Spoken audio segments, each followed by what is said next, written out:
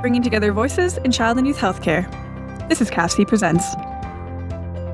CAFC would like to thank the following member organizations for their generous support of our knowledge translation activities: the IWK Health Centre, the Children's Health Foundation of London, McMaster Children's Hospital Foundation, the Children's Hospital of Eastern Ontario Research Institute, the Children's Hospital Foundation of Manitoba, the Montreal Children's Hospital Foundation, the Holland Bloorview Children's Rehabilitation Hospital Foundation, the Children's Hospital Foundation of Saskatchewan, and Trillium Health Partners.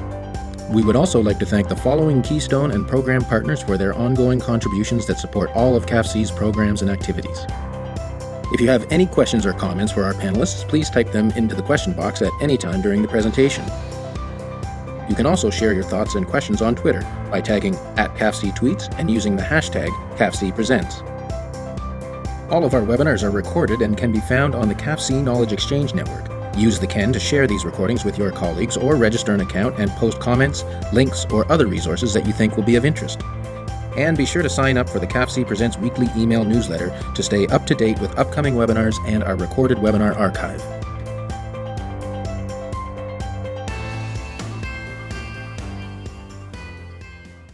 Hello, everyone, and welcome to today's episode of CAFC Presents. My name is Doug Maynard, and I'm the Associate Director at CAFC, the Canadian Association of Pediatric Health Centres. And today we're going to be talking about the Canadian Paediatric Nursing Standards, ensuring high-quality nursing care for children across Canada. And it's a great pleasure to welcome some folks, one person, a leader in the nursing community, in the pediatric nursing community across Canada, who was part of a group that sort of led the development of these standards.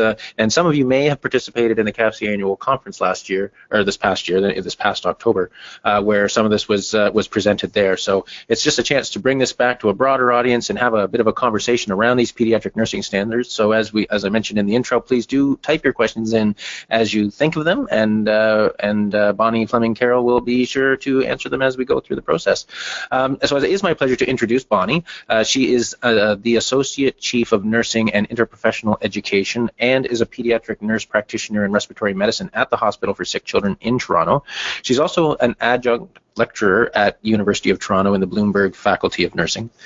As well, she is, as I mentioned, one of the nursing leaders from across the country that participated in the Canadian-specific Pediatric Nursing Standards, participated and led the development through a national Delphi process. And she was doing that work as the interim president of the Canadian Association of Pediatric Nurses. So it's my pleasure to hand the virtual podium over to Bonnie Fleming Carroll. Over to you, Bonnie. Great, thank you. I'm just going to make sure my screen is there. Can everyone hopefully can see that? Yeah, it looks great. Yeah. Good, okay. So I'd like to start just by thanking Doug and CAFC for inviting me to share the work on developing the Canadian Paediatric Nursing Standards. Not long ago, I organized a speaker to come to Sick Kids to talk about our work that we do as leaders. And I remember distinctly he talked about 3 different types of work that we do. Our routine day-to-day work, that's stuff that needs to get done, our good work that energizes us in our roles and profession, and lastly, the great work that we are able to do, the game-changing work that's transformational. And being involved in leading the development of the standards for me is that kind of great work that has the potential to transform children's health in Canada. Nurses are such a valuable resource within the Canadian healthcare system, and we are well positioned to further influence and advance the protection and promotion of the well-being of children no matter where they are. And these standards will ultimately guide and ensure consistent and high-quality nursing care for all Canadian children. So the objectives of the presentation are to highlight the unique healthcare needs of children in Canada that led to the development of the standards and the development process and the expected impact. Then I'll touch on our evolving knowledge translation plan for the standards, if we have time for that. So the number of people in Canada is estimated at over 36 million people, according to the most recent Stats Canada data. Importantly, there are approximately 5.7 million children 14 years and under, but it is the first time in decades where the population of over 65 years has surpassed the number of children under 15. According to the most recent population projections, the share of persons aged 65 years and older will continue to increase and should account for about 20.1% of the population by 2024, while the share of the children aged 0 to 14 years will only account for 16.3%. The increases in our population are accounted for through immigration and birth, and with immigration accounting for about 2/3 of our growth. So what does this mean? We can see in this graph that even with an increase in immigration, the number of children in Canada is plateauing, while the number of elders is increasing. So this causes a competition for resources, and with anticipation that the elderly population will double in 25 years, there are less and less healthcare dollars going to children's care. So in this next slide, it's actually a YouTube video, which I'm going to ask Doug to help play, but I wanted to share this short video from UNICEF. Every year, UNICEF does a comparison report of the well-being of children in developed countries, and the video talks about Canada's position in the world related to the well-being of children in Canada. So Doug's going to help me play this. Canada is a wealthy country. It's diverse, it's innovative, but there's a worrisome inequality gap that exists between the bottom 10% of Canada's children and youth and those in the middle. The results of UNICEF's latest report card shows us that Canada is failing our most vulnerable. We've always been proud of our education systems, healthcare, and generosity, but these inequality gaps let us see where we really stand. They've existed for far too long and have a domino effect on all areas of a young person's life. They accumulate as children grow. Inequality doesn't just affect those at the bottom. All children suffer in an unfair society. Childhood should be a time of happiness, yet far too many Canadian children and youth report feeling unwell every day. Countries with less inequality at the bottom have fewer children living in poverty, better educational outcomes, and healthier youth. Making childhood great is a team sport. Let's vault Canada to the top. We know that we can do better, and we will. The time to act is now.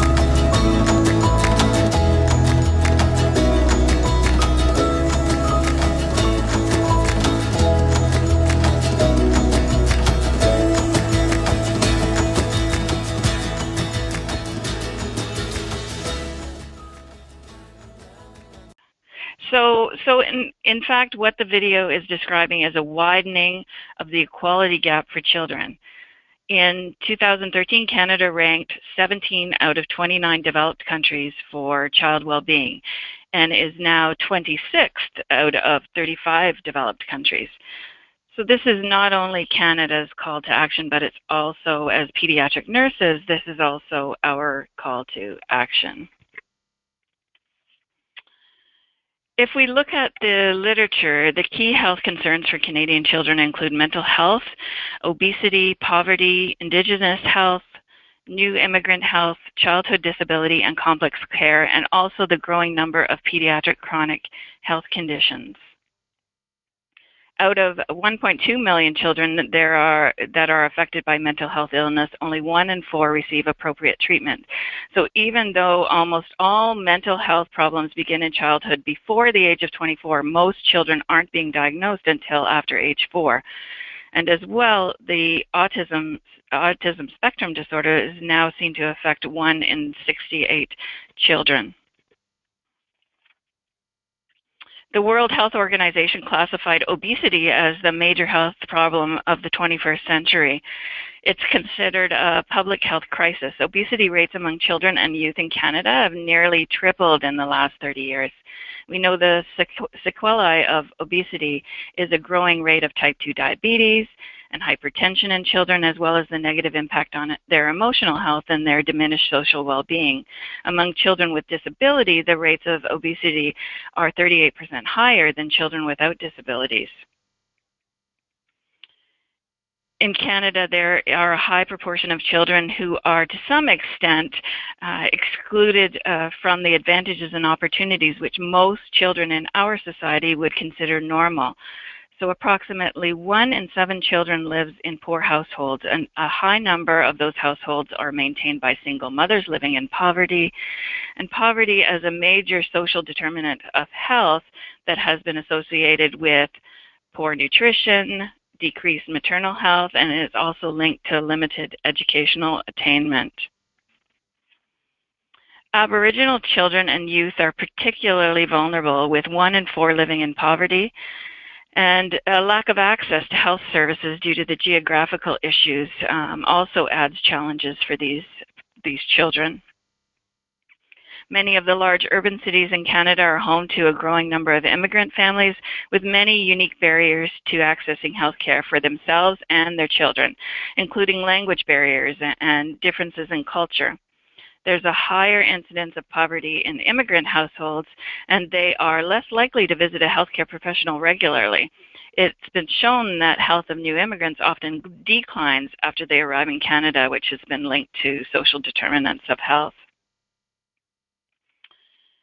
In the 2006 census data, 3.7% of Canadian children under the age of 15 were reported as having 1 or more disabilities, and you can see this increases with age.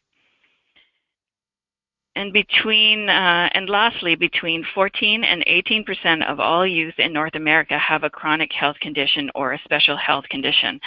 They may have survived life-threatening illnesses that until recently had a high mortality rate, or they survived longer with all of the improved medical care and technology. Many children have to deal with psychological consequences of their conditions and the continuing involvement of numerous healthcare professionals in their lives. And in particular for youth, care is often fragmented and relies heavily on subspecialists and therapists who may practice far from the child's home. So, what can nurses do? And why are pediatric nurses positioned to make a difference in children's health?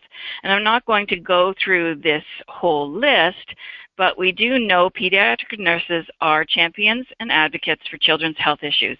They work in all different settings where children are seen, and they're often the main contact for families over time.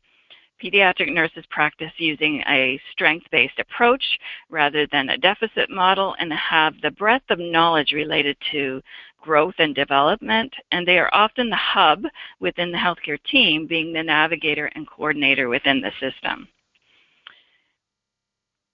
So why standards?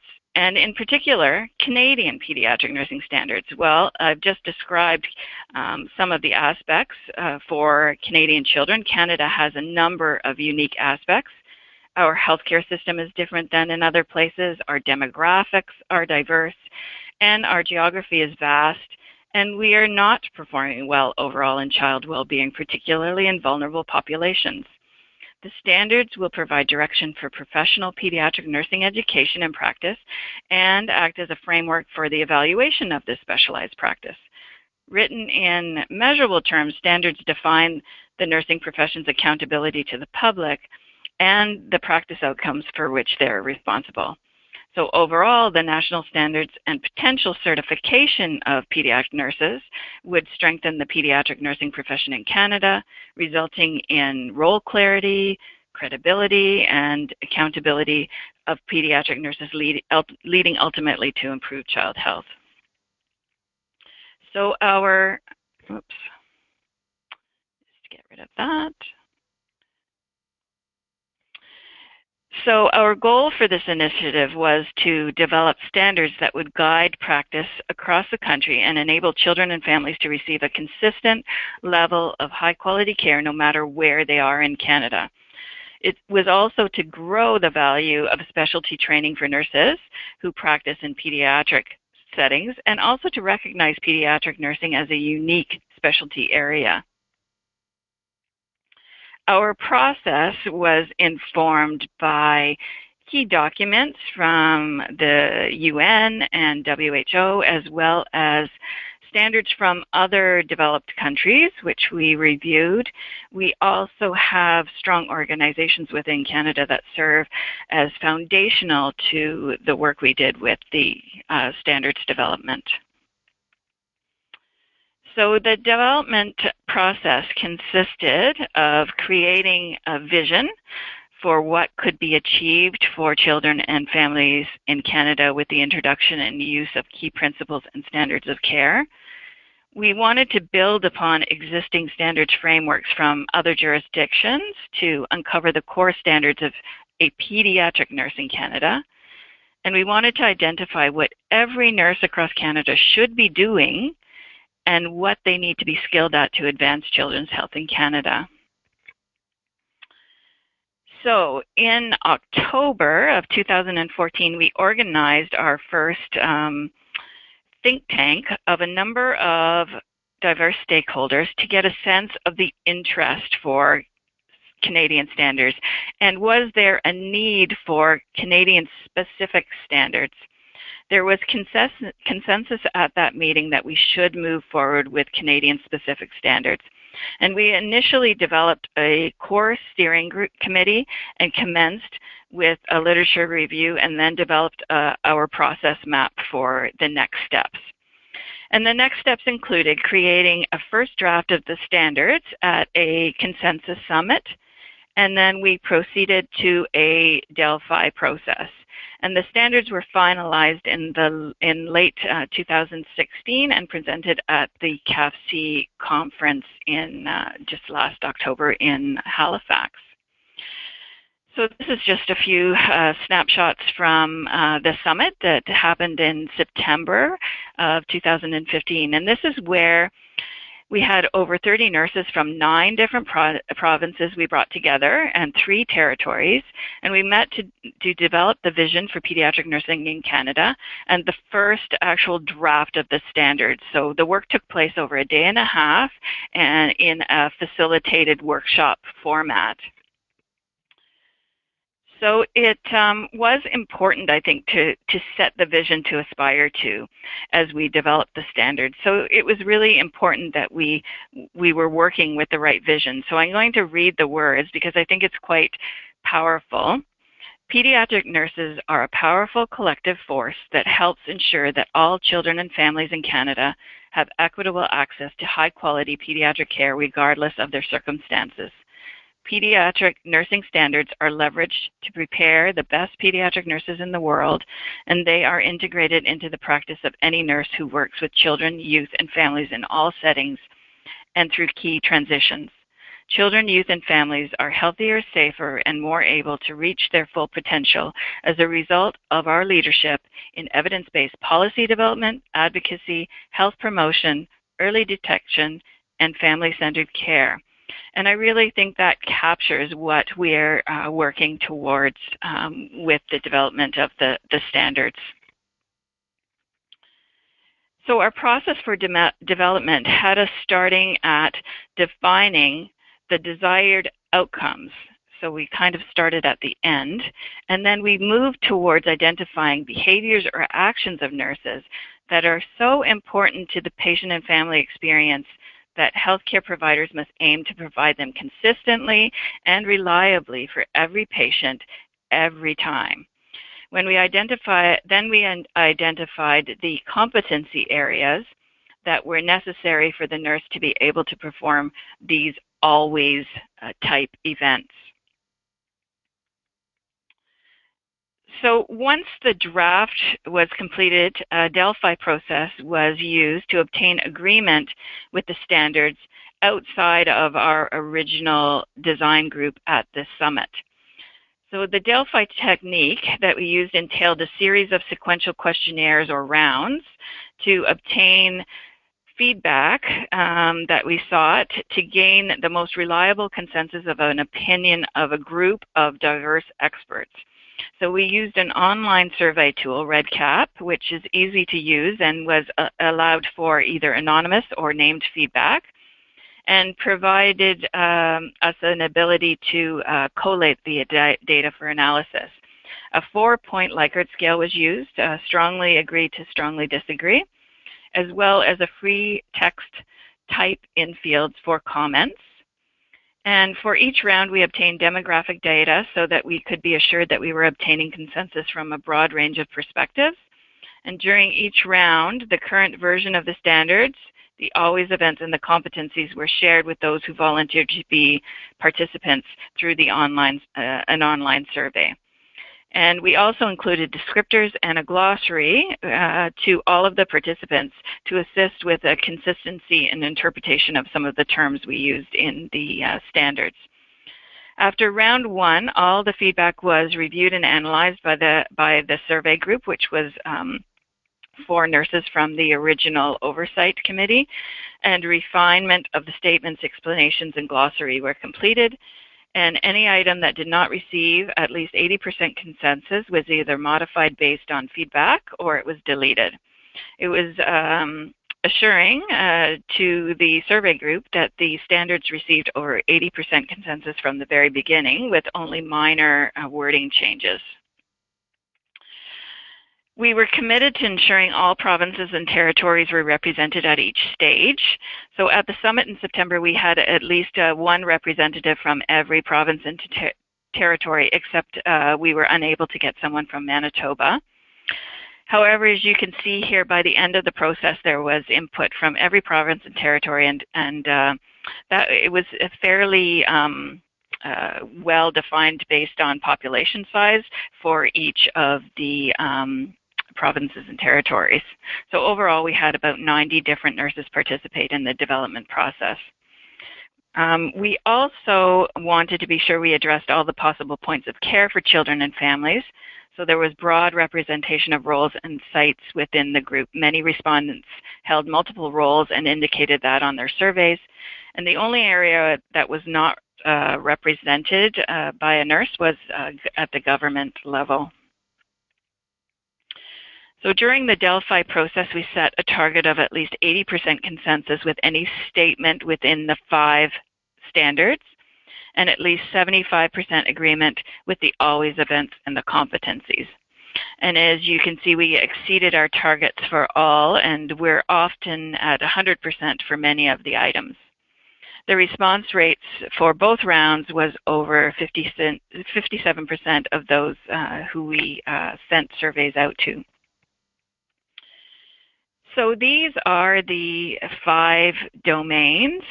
In the development of the pediatric specific nursing standards, you can see it's assumed that each province and territory has its own regulatory body for nursing. So the square or rectangle in the middle are the core standards that apply to all nurses regardless of their role, job description, or area of practice. And the 5 domains around the core are the pediatric standards, and they are meant to build on the foundation. So the 5 domains for pediatric nursing practice include supporting and partnering with the child and their family, advocating for equitable access and the rights of children and their family, delivering developmentally appropriate care, facilitating a child and family-friendly environment, and enabling successful transitions. So I'm not going to go through every one of the standards, but I do in my slides to come, there's a link that you can actually view all of the standards, and they are housed currently on the CAFC website in their knowledge exchange network. So I will show you that, share with you that link. But I just wanted to highlight how the standards were formatted. When you do see them, you'll see that the domain will be identified, supporting and partnering with the child and their family. And then under that is an explanation or the outcome from that domain. And for this particular standard, pediatric nurses partner with the child and their family to achieve their optimal level of health and well-being, leading to resilient families and healthy communities. And then under that, you will find the always events. So in this case, the pediatric nurse will always establish an intentional therapeutic relationship with the child and family, respect the child and family in goal setting and decision making, collects and uses information from the child and family context to inform care, communicates with the child and family as partners in care, advocates for optimal use of resources to support the child and the family, and recognizes and fosters the parenting role to support child well-being. So those are the always events that every nurse will do in each encounter with a child and family. And then in order to be able to do the always events, nurses must be competent in the following areas: strength-based nursing care, child and family-centered care, therapeutic communication, family assessment, child and family advocacy, health teaching, and for child and family, evidence-based knowledge in pediatric care, and pediatric end-of-life care. So those are the areas where nurses would enhance their knowledge to be able to do the always events. So each one of the standards has that same type of setup. So this is actually what the document looks like on the CAFC website. And it also includes some case studies and examples of how the standards were integrated into care. So it gives people an idea of how the standards have been used in specific settings and clinical situations. So that's the link. So feel free to browse that. Lastly, I just wanted to highlight that in the last round of the Delphi, we asked participants for strategies for knowledge translation. And one of the most frequent responses to that question was to develop a Canadian Paediatric Nursing Network to share the standards and to move forward with certification. So we moved forward, as Doug had mentioned, to relaunch the Canadian Association of Pediatric Nurses, CAPN. So we brought together an interim board of directors that has representation from the various provinces and territories. And we're in the process of now becoming an affiliate of the Canadian Nurses Association. And I'm really excited to announce that we'll be officially launching CAPN again in the spring, and we'll be sending out our first communication at that time. So there'll be more to hear about CAPN in the next few months. So I'd just like to thank our supporters for this whole process. I'd like to thank the think tank and the summit participants, and the Delphi responders, as well as some of our financial supporters for this initiative. And that's the end of my presentation if anyone has questions. All right, thank you, Bonnie. Great sort of concise presentation. As you mentioned, the full document, which we put in the chat box for everyone to see, the link to the Knowledge Exchange Network where the document lives. Certainly everyone's welcome and encouraged to check that out, and they can see the full details of the standards document. So as Bonnie said, if you do have any questions about the standards, about the process, please do type them into the question box, and we will certainly ask Bonnie her thoughts. One of the questions that I had, Bonnie, was just around sort of the knowledge translation aspect of these documents. Just sort of, has there been any conversation about how you're going to get these documents into practice, given the sort of the diversity of the nursing profession and in both settings where they work, et cetera? Has there been any plans about, I mean, other than webinars like this, where we're sort of talking to the CAFC community, going beyond that, is there any recommendations or suggestions been made as to how those people that are participating in the webinar today, what would be some strategies that they could use to take this information and sort of get it put into practice within at least their own organizations? Yeah, it's a good question. I mean, it's a vast country, and trying to get the word out is challenging. I think restarting CAPN will be helpful because we will have a website and we will be highlighting the standards. We also, because of CAFC, we have quite a good network across Canada of nursing leaders and nurses who are in various clinical positions as well. And over the last, since we've actually unveiled the standards, we've been in communication with many of those leaders from some of the children's hospitals and organizations. And already some people have been, some of those leaders have been implementing the standards into their organizations. So some have put them in their performance appraisal processes. Some have put them in their orientation processes. We actually at Sick Kids use the, use the standards to develop the role descriptions for ambulatory care nurses, as well as integrating them into our orientation. Some people are using them to for their interview processes for new clinical nurses.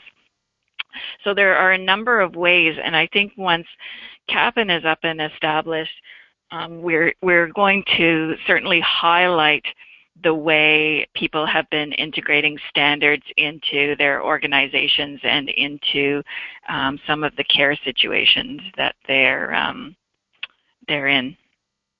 So that's kind of the start, but we're at the very early stages, so I'm always looking for more strategies, definitely around knowledge translation. Yeah, well, those are certainly some great examples that you've given about how people can embed them into the practice through the review, the performance review process, and that sort of thing. And the interview process. That's certainly some good suggestions for people. Lots of interest in the question box around CAPN and sort of the relaunch of CAPN and how how people can get involved. Specifically, Amanda's asking, how will the relaunch be communicated? Sort of, where should they be paying it? What should they be paying most attention to in order to see the relaunch and share that with their colleagues? Where would be the best place to find that information? Yeah, I mean, it is a bit of a problem. We've gathered over the process of developing the standards, we've collected just probably over 300 people who identify themselves as being interested in being involved in CAPN, just from our work with CAFC and some of the presentations that we've done with different organizations. So we have a bit of a base of interested people across Canada. So our initial communications, what we're hoping will happen with that is that we'll send it out to those 300 or so people, and they're in various positions in various organizations, and have them forward it to all of those who are interested in somewhat of a snowball kind of effect to begin with, because initially we're in the process. We have a small budget to develop the website, but it probably won't be up and running for a few months. But we really wanted to start getting communication out to people. So we are going to start with email communications and hopefully encouraging people to move that out to other people. If people are interested in directly getting the first email that's going to go out, the email communication, then certainly they can contact myself. I'm not sure the best way, Doug, of making sure that people have my email. We can certainly put your email address into the chat box so people will have it specifically, and we can also put it on the Knowledge Exchange network where we post the recording of this presentation, where the registration was for the webinar. We can where your bio is, sort of thing. We can put your email address there if that's that would be great as well. So yeah, if people are interested, I'm happy to take their contact information, and we can certainly include them in the communications. All right. And also, if when the time comes, if you are willing to write something up for the CAFC Conversations blog, we'd be more than happy to post information and keep people up to date through our blog as just one of the many places that I'm sure you'll be posting this. And that goes out by email as well, in an email newsletter. So please don't forget about us when it comes time to send that information out. We'd be happy to support. No, definitely will use all our avenues. All right. And as you were talking about sort of how will people sort of hear about this when it's launched and CAP and the certification process and that, Jill was suggesting that was her question. She's interested in making sure that she is aware when this information comes out. She says that she's the chief of a rural department of pediatrics in rural Newfoundland. Oh, wow. And her providers work in non-children's hospital settings. She says the new standards are absolutely consistent with many of our values related to improving access and providing person-centered care. She says, have you connected with the Canadian Paediatric Society to see how rural consultant pediatricians could help connect with generalist nurses who have pediatric care as one of many competing priorities? Mm-hmm. She says she sees rural pediatricians as well-positioned spokespersons for this work as well. Yeah, thank you very much for that comment. I'm really excited that it resonates with your practice area, which is, really our one of our main goals, that it translates across different practice areas. So the idea around the linking with different partners has come up with our CAP and executive around disseminating standards. So actually CPS was one of those groups that we were going to connect with. So that is on the table. There are a number of other groups, including CAFC, that we will be partnering hopefully with and continuing to build those partners. So we will work through some of those organizations, but this is a really good suggestion around the rural pediatricians. So thank you for that. I also, just as we were talking, it came to mind too that our affiliation with Canadian Nurses Association, so they'll have a link to the standards as well through the Canadian Nurses Association. And I would like to tell everyone that the Canadian Nurses Association is excited about moving forward with a pediatric certification. So that will be a reality. I'm not sure about how long that will take, but it is on their radar to have a certification exam in pediatrics. So that'll really help us as well with the standards dissemination. And the other piece I just wanted to mention to people that our group did submit a publication on the Delphi process. So that'll be coming out hopefully as well. All right, that's great. And Sandy from Manitoba, she noticed that you mentioned in your presentation that you weren't able to find anybody to participate in the process from Manitoba. She said her little group there that's watching the presentation didn't hear anything about it and would love to be involved. So I would encourage Sandy, Bonnie's email address, as I mentioned, is in the chat box. So I'm sure if you contact Bonnie, she'll get you on the direct list that receives more information about this, I'm sure. Yeah, we did actually end up getting two people from Manitoba. So we ended up having, not for the summit, we couldn't get anyone to come for the summit to fly to Toronto, but in the process, the Delphi process, through the survey process, we did have representation, but I would love to hear from the group for sure. All right.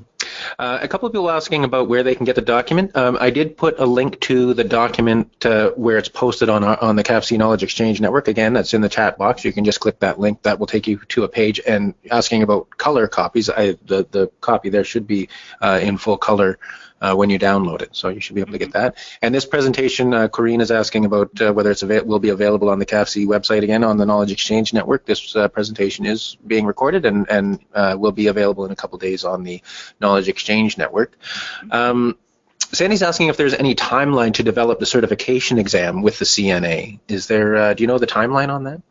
No, we just had an initial conversation with the Canadian Nurses Association, and that was actually literally like 2 weeks ago that we found out that it really was on their plan. So they're actually waiting for us to ensure that we have all of our paperwork in for the affiliation to CNA, like the CAPN affiliation to CNA. So we just have a few little loose ends to tie up, and then that affiliation will be in order, and then we can start moving forward. But that's why it'll be great to have a mode of communication to all of you so that we can continue to talk about the timelines and give people an idea of when this certification is coming. But right now I don't have an idea of how long that process actually takes. All right. And these next two questions may be tied somewhat to that certification process and resources that will be developed as part of that. But there's a question about sort of two-part, asking about a specific curriculum for orienting pediatric nurses in the hospital setting, or suggesting that in the undergraduate programs, education in pediatric nursing is sparse. And just wondering if there's a guideline or document of any kind around like a curriculum document or anything like that for the undergraduate education programs. And if there isn't anything at this time, do you see this standards document sort of setting the stage for the development of those kinds of resource documents around curriculum orientation packages, either in the education setting or for new nurses in the hospital setting? Mm-hmm. Yeah, so we did, I mean, that is a real concern for us in pediatrics, is that there is a lack of pediatric curriculum in some of the undergraduate programs. So we purposely had representatives from various academic institutions involved, and they're very keen to take the standards and integrate them into their programming.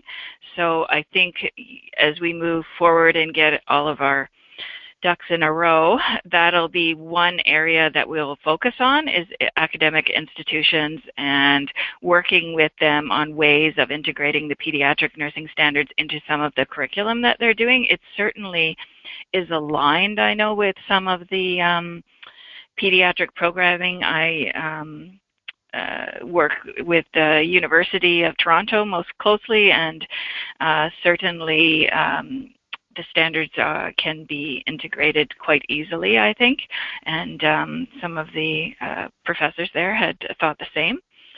The curriculum for orientation, I think, is another very good idea. There isn't a curriculum as yet, but in our some of those ideas around knowledge translation that had come up, and we did talk as in our CAPN group, as that may be an opportunity to develop some tools and strategies that people could take to their organization and integrate into orientation. So that is an excellent idea, and is something that we can certainly have on the CAPN website, and that could be something that we could develop. Good ideas. Andrea's wondering if the standards can be shared with CASN. I'm not sure what that acronym stands for. Maybe you can help us out with that, Bonnie. And then she says, and integrated into the standards for Canadian schools of nursing. And the document certainly is publicly available on the CAFC Knowledge Exchange Network and other places, so it's accessible by that group. But what does CASN stand for, Bonnie? CSAN. CASN. Oh, Canadian Association School of Nursing. Schools of Nursing? Yeah, I guess it's an association of the schools of nursing, I guess, I'm assuming. Yeah, I mean, that I believe there's probably that type of association in every one of the provinces and territories. So that would be actually, I mean, certainly they're welcome to access the standards and take them and integrate them, and we want everyone to be able to take them and integrate them. But we'll have to, as we move forward with CAPN, we'll be integrating strategies that are more purposeful, and we'll work on some strategies to push out the standards to some of these types of groups. We have representatives on the interim board not from all of the provinces and territories right now. We would love to have someone on the board from every province and territory, because we really need that link to know what organizations are the ones that we do need to push out to the standards to. So any of names of groups who you think we should push out the standards to, I'd be happy to do that. All right. And there's only one more comment, just someone suggesting that they couldn't get the attachment to open from the Knowledge Exchange Network. We did just check that, and it did work for us. So if anyone else is having difficulties opening the document, please let us know, and we'll certainly look into that further. But we just checked it now, and the link does seem to work for us, and the document does open. So if you do have any trouble, please just let us know. Amanda is asking which provinces are currently missing representation. We have BC, we have Alberta, we have Quebec, Ontario. I have no one from Manitoba, Saskatchewan, and the I'm just trying to think if I have someone from the Maritime provinces. I don't. Do you have someone from the IWK?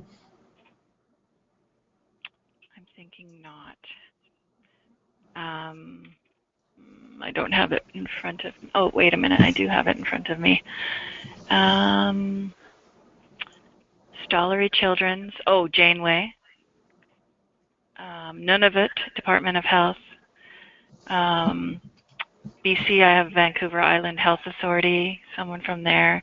Montreal Children's, and then Alberta Children's Hospital, so 2 from Alberta. So I would welcome anyone that wants to be interested. We have teleconference meetings right now on a monthly basis because we're just trying to keep the momentum going. So if anyone is interested, I'd love to hear from you. All right. And I think we have one last question here, and then after we take this question, maybe we'll just give you the microphone, the virtual podium, one last time, just any closing messages you'd like to leave the audience with. But Charlene is asking how neonatal intensive care has been involved in the process. Is that part of these standards, or? It is, actually. We did include participants from NICU settings, and you'll find in the, I think one of the stories or cases that we use actually as an example is an NICU example in the standards document that's posted, so you can read that. We did find that people could really translate the standards to every setting. We found that some of these areas like NICU is a little bit more challenging, but certainly it's inclusive of the baby and the family and that unit. So we really tried to capture all of the different areas and specialties in practice. So we would, I know there is, NICU is a specialty on its own, but I think, as you look through the standards, you will probably be able to see yourselves in those standards. All right, and I think with that we will wrap up this presentation. So any closing sort of key message, anything you'd like to leave the audience with, a call to action to share this with their colleagues, for example, or anything like that? Anything you'd like to leave the audience with? Thanks. I'd like to call people to action. No, I mean, really, I do. Like, I really stand behind these standards. I really feel like it was well vetted, and we had such a diverse group that created these standards. I really feel like it resonates very broadly.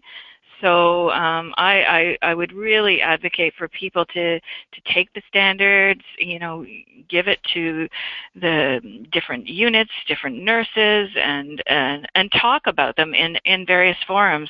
I mean, you could even use this webinar to share with colleagues and just have a discussion about how these standards could be integrated into the practice in your various areas.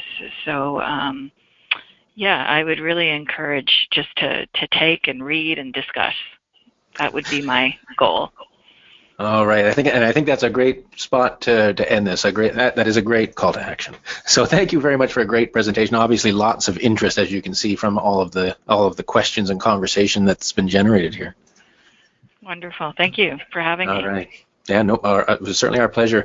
We do our webinars every Wednesday at 11, and as I mentioned, the questions and conversation that you generated here really enriches the discussion, so it's great when you can participate live on our Wednesday presentations. But when you can't, we do, as we mentioned, record these sessions. They are made freely available on the CAN after the fact, so as Bonnie said, please don't hesitate to share the presentation, the links to the presentation with colleagues and networks that you have at your organization.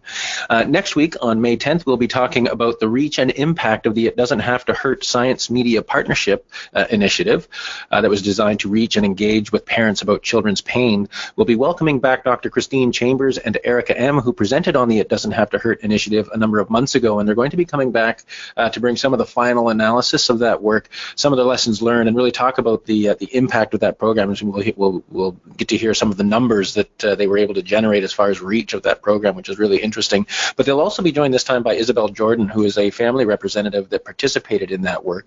And Isabel is going to be talking about the value of this initiative in identifying a role for parents in helping shape knowledge translation interventions, and the need to engage parents with expertise in communicating and reaching parents to help ensure that research evidence about children's health actually reaches end users.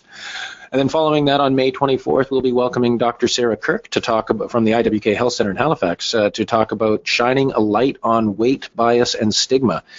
She'll be asking the question, is a focus on the scales helpful or harmful to the health of our children?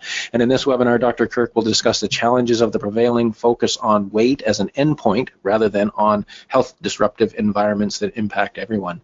She will also share evidence-informed strategies and solutions for future research, policy, and practice to reduce weight, bias, and stigma, and support health for all Canadians, regardless of weight. So some great stuff coming up in the next week. Thanks again to Bonnie for such a great presentation, and to everyone for joining us today. We hope to see everyone back here next week. So bye.